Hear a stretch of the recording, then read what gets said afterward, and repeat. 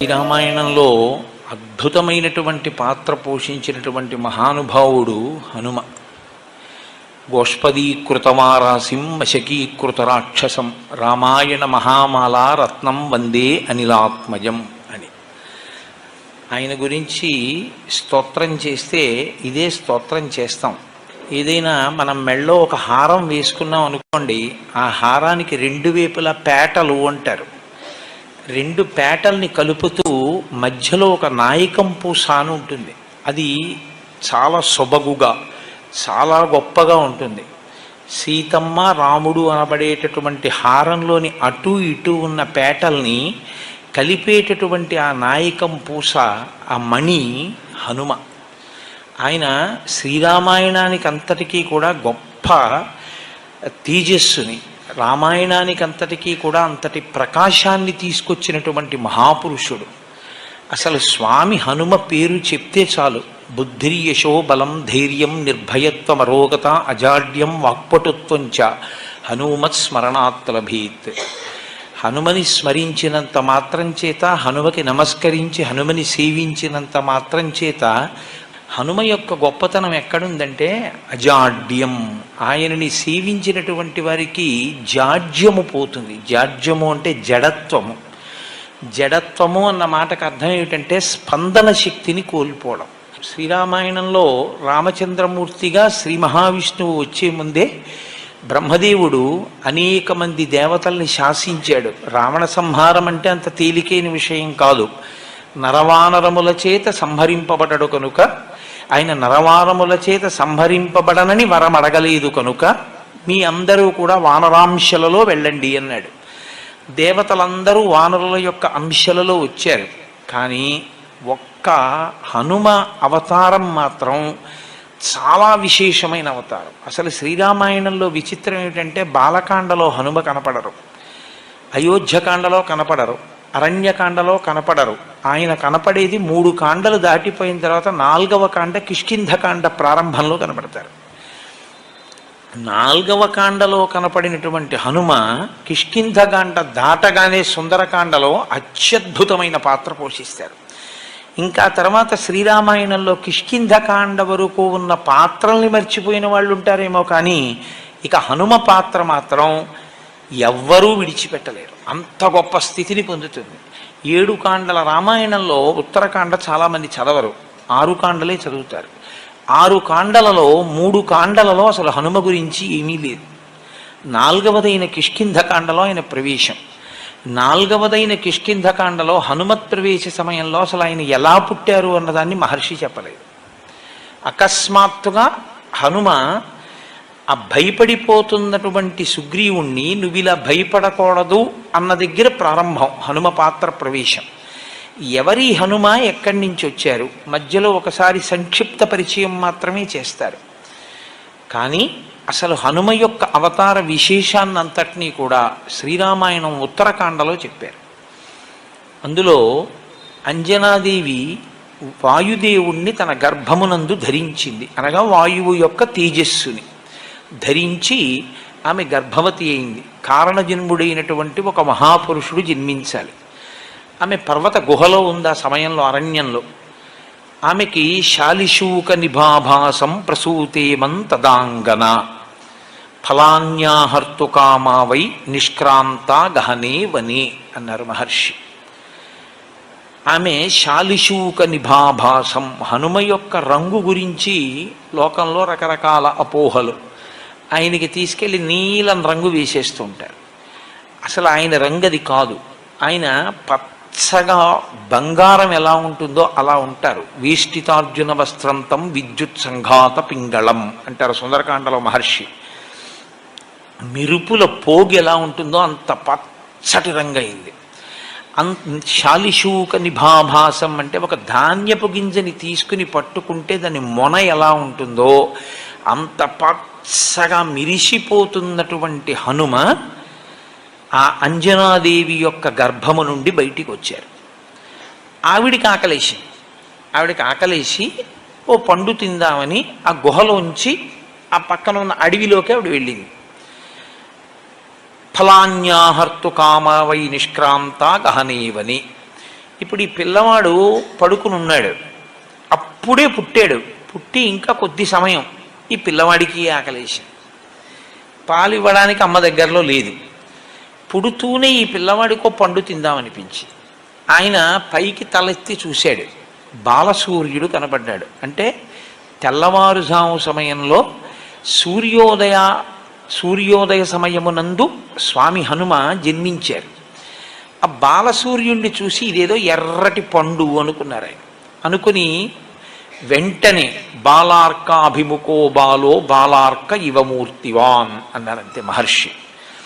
బాలసూర్యుణ్ణి చూసి తినే పండనుకుని ఈయన కూడా బయలుదేరి సూర్యపథం వైపుకి వెళ్ళిపోయారు. ఇప్పుడు వాళ్ళిద్దరూ ఒకరికొకరు ఎదురుగా ఎలా ఉన్నారు? మహర్షి అన్నారు, బాలార్కాభిముఖో బాలో. బాలసూర్యుని ఎదురుగుండా నిలబడిన ఈ బాలుడు కూడా అంతే తేజస్సుతో ఉన్నాడు.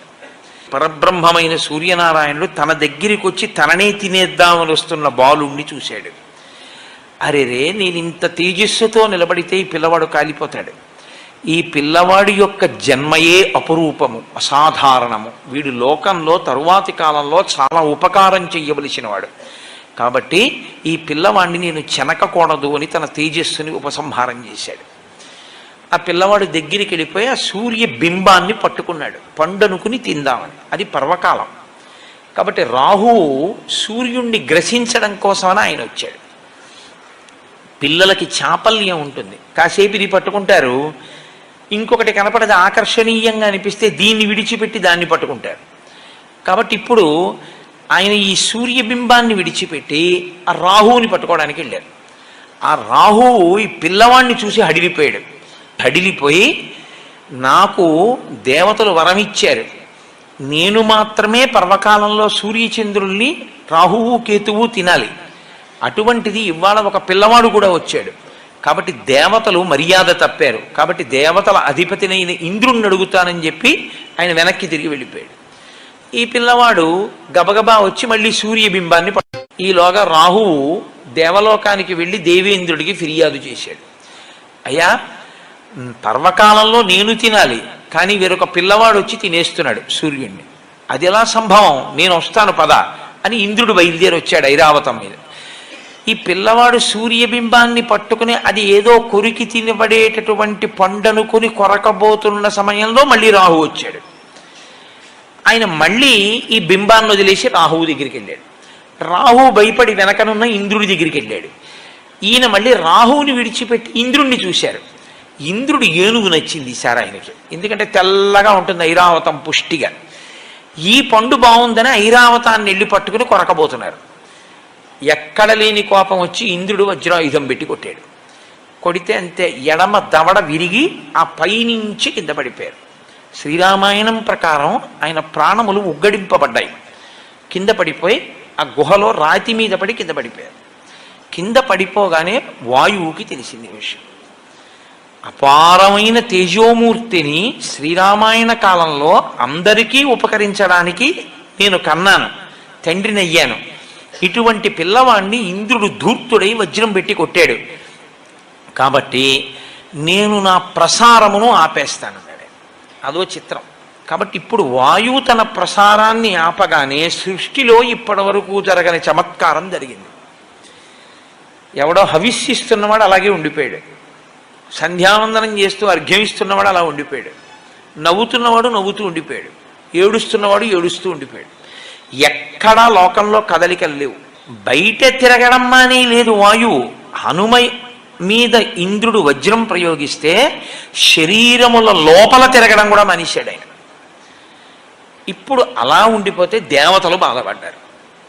మనుష్యులు పక్షులు మృగములు అలా అయిపోతే దేవతలకి ఎందుకంటే బాధ? మనం హవిస్సిస్తే తప్ప దేవతలకు అన్నం దొరకదు. మనం ఇచ్చిన హవిస్సే వాళ్ళు తింటారు, తిని తృప్తి పొంది వాళ్ళు వర్షం కురిపిస్తారు.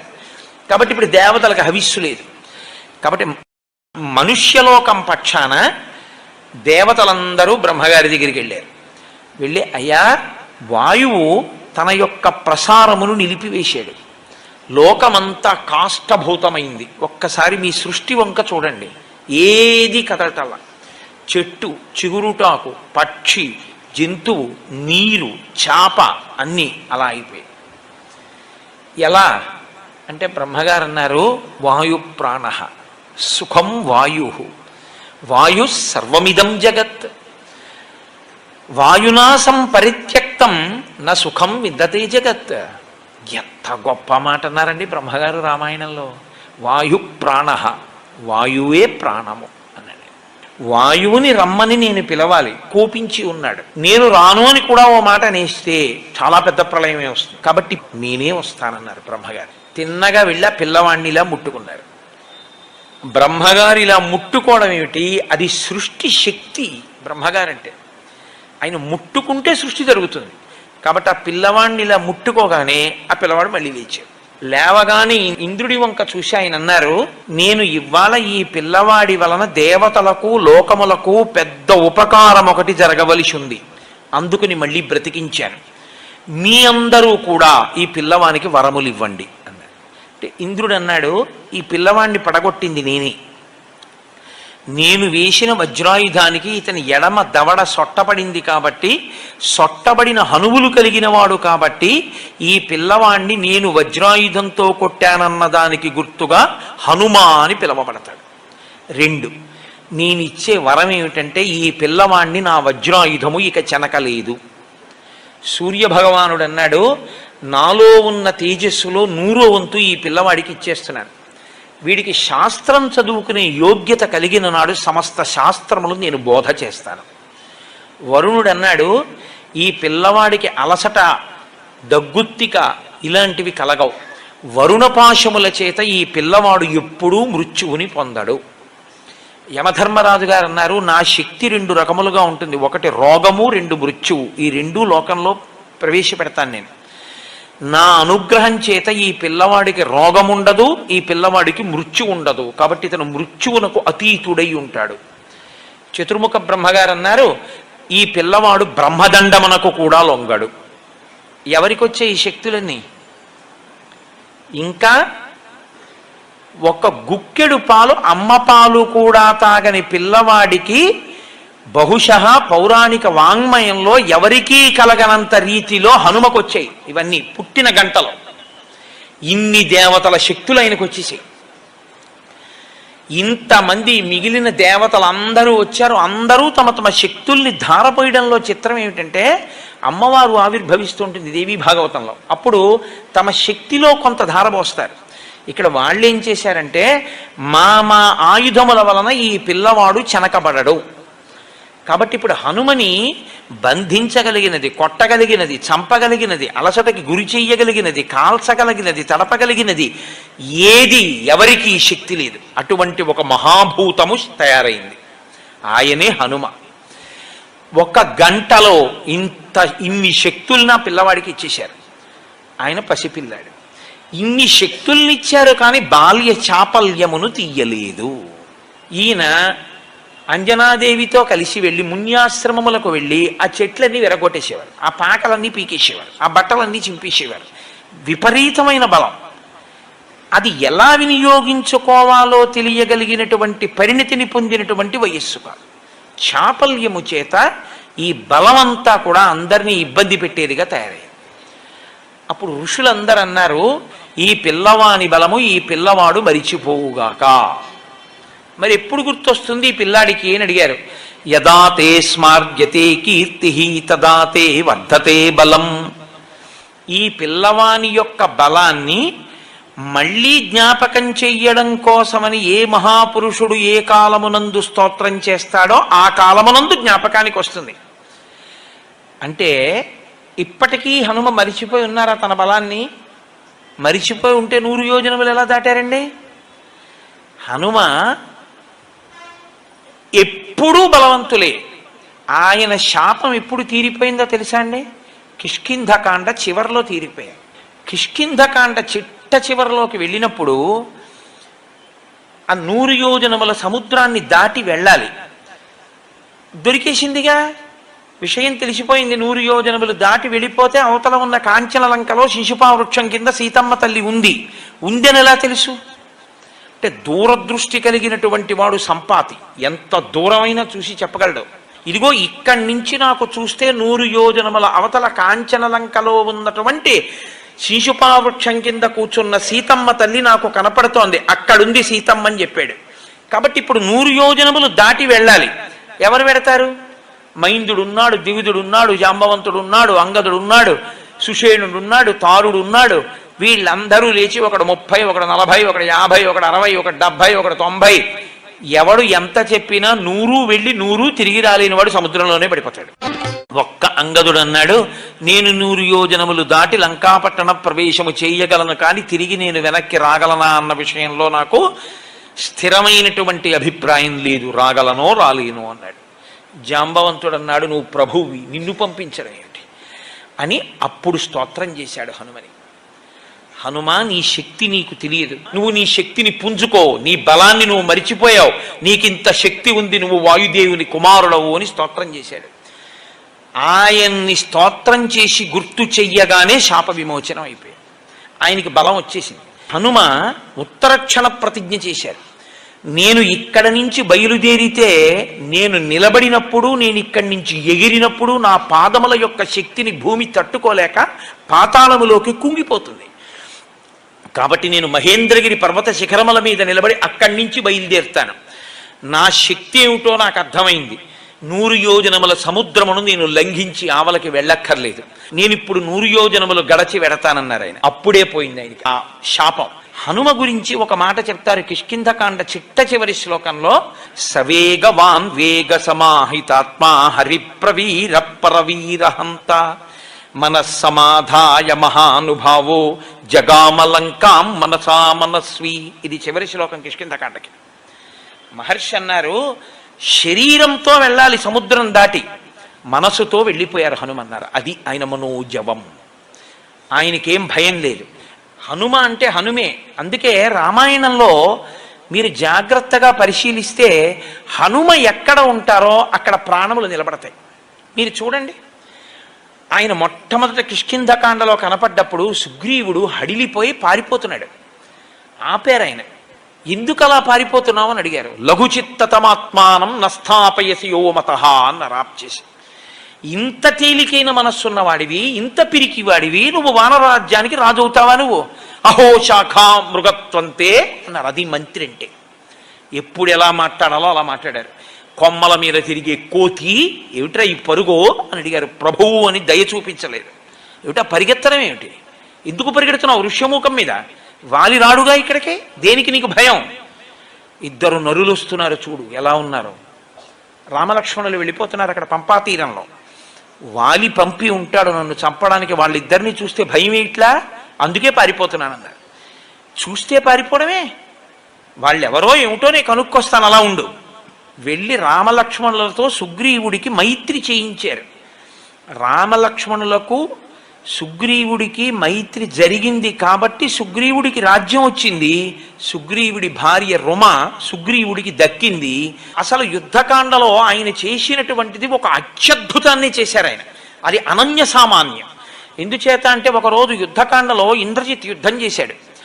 యుద్ధం చేసినప్పుడు వానర సైన్యంలో ఎవ్వరూ లేచి నిలబడడానికి వీలు లేకుండా రామచంద్రమూర్తి అంతటి వాడు నిలబడిన తీరుని వాల్మీకి మహర్షి వర్ణించారు. వడగళ్ల వానలో నిలబడిన వాడిలా ఉన్నాడు రాముడు అన్నారు. ఒక వానరుణ్ణి కాదు, కొన్ని కోట్ల మంది వానరుల్ని, 84 కోట్ల మంది వానరుల్ని అని నాకు జ్ఞాపకం. ఆకాశంలో మేఘాల చాట్న ఉండి ఎప్పుడు బాణం తీశాడో, ఎప్పుడు బాణం వేశాడో తెలియకుండా అందరి శరీరంలోనూ బాణాల ములుకులు విరిగిపోయాయి. కొన్ని లక్షల మంది చనిపోయారు, కొన్ని లక్షల మందికి కాళ్ళో చేతిలో విరిగిపోయాయి. రామలక్ష్మణులు కూడా పడిపోయారు నేల మీద. ఆ పడిపోయిన రోజున బ్రహ్మాస్త్రానికి కట్టుబడడు కాబట్టి ఇంద్రజిత్ బ్రహ్మాస్త్రం వేసి వెళ్ళిపోతే హనుమ ఒక్కరే బ్రహ్మాస్త్రమునకు కట్టుబడరు కాబట్టి ఆయన లేచారు. గౌరవం ఇచ్చి బ్రహ్మాస్త్రానికి కాసేపు కట్టుబడి లేచారు. విభీషణుడికి తెలుసు కాబట్టి తట్టుకున్నాడు. ఇక మిగిలినటువంటి వీళ్ళిద్దరూ 2 కాగడాలు పట్టుకుని అసలు బతికున్నారా ముఖ్యమైన వీరులు చూద్దామని వెడుతున్నారు. పెద్దవాడు అని జాంబవంతుడి దగ్గరికి వెళ్ళారు. కనురెప్ప పైకెత్తడానికి లేదు జాంబవంతుడికి, అలా కొట్టేశాడు ఇంద్రజిత్తు. పడిపోయి ఉన్నాడు ఆయన పెద్దవాడు. కాగడాలు పట్టుకుని వెళ్ళి విభీషణుడు అన్నాడు, తాతా కుశలమా అని అడిగాడు. అంటే జాంబవంతుడు అన్నాడు, హనుమ కుశలమా అని అడిగాడు. అడిగితే విభీషణుడు అన్నాడు, తాత రామలక్ష్మణులు కుశలమా అని అడగవలసింది, నువ్వు అలా అడగలేదు. నువ్వు అలా అడగకుండా హనుమ కుశలమా అని అడుగుతున్నావు, పొరపాటు పడ్డావా అన్నారు. అంటే జాంబవంతుడు అన్నాడు, నేను పొరపాటు పడి అడగలేదు, పూర్తి స్వస్థతతో ఈ మాట చెప్తున్నాను నేను. ఎందుకో తెలుసా? ఆ హనుమ ప్రాణాలతో కాని ఉన్నారా మనందరం ఉన్నట్లే. హనుమజ్జుజ్జిత ప్రాణే జీవంతోపి వయం హతాహ. ఆ హనుమ కాని మరణించారా మనందరం బతికున్నా చచ్చిపోయినట్టు. ఒకవేళ మనందరం చచ్చిపోయిన హనుమొక్కరు బతికుంటే మనందరం బతికినట్టే, బతికించేస్తారాయన. అందుకు అడిగాను, ఉన్నాడా క్షేమంగా? ఇంకొకడైతే ఈ కితాబు విన్నందుకు, చూశావా నా సంగతి అంటాడు విభీషణుణ్ణి.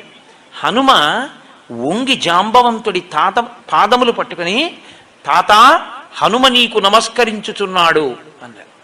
అంటే ఆయన అన్నారు, నాయన వేళ లేదు, ఈ రాత్రి లోపల బతకాలి సైన్యం. ఉత్తర క్షణంలో ఎక్కడున్నారు వాళ్ళు? దక్షిణ సముద్రానికి ఆవల కాంచనలంకలో ఉన్నారు. ఈ రాత్రికి రాత్రే నువ్వు ఇక్కడి నుంచి ఎగిరిపోయి ఉత్తర దిక్కున కైలాసము వృషభము అన్న 2 పర్వతముల మధ్యలోకి వెళ్ళాలి. అక్కడ ఒక ఓషధీ పర్వతం ఉంది, అందులో 4 ఓషధులు ఉన్నాయి. నువ్వు వెంటనే వెళ్ళి ఆ 4 ఓషధులు పట్టుకొచ్చేయాలి 10 నిమిషాల్లో.